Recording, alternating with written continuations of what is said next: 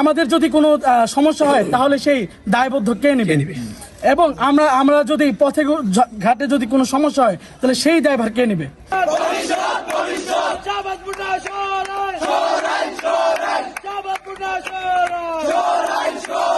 সোহেল অন্নদা সরকারি উচ্চ বিদ্যালয়ের 10ম শ্রেণীর এবার এসএসসি পরীক্ষার্থী।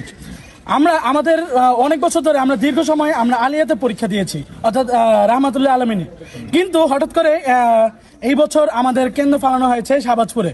কিন্তু শাহবাজপুরে যে প্রায় 8.5 কিলোর পথ, এই পথে যেতে প্রায় 40 থেকে 50 মিনিট সময় লাগে। এবং আমরা দেখতে পেয়েছি ঢাকা সিলেট মহাসড়কে এই বিশ্ব অঞ্চলটাতে রাস্তার কাজ চলছে, এখানে যে কোনো সময় জ্যাম লেগে যায়।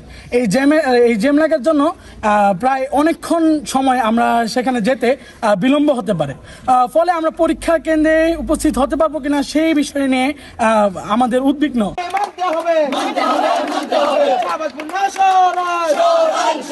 সরাইল অন্নদা সরকারি উচ্চ বিদ্যালয় একটি ঐতিহ্যবাহী শিক্ষা প্রতিষ্ঠান।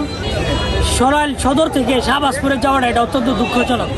আমি মনে করি এটা প্রশাসনের এই সিদ্ধান্তটা এটা আত্মঘাতী শিক্ষার সিদ্ধান্ত।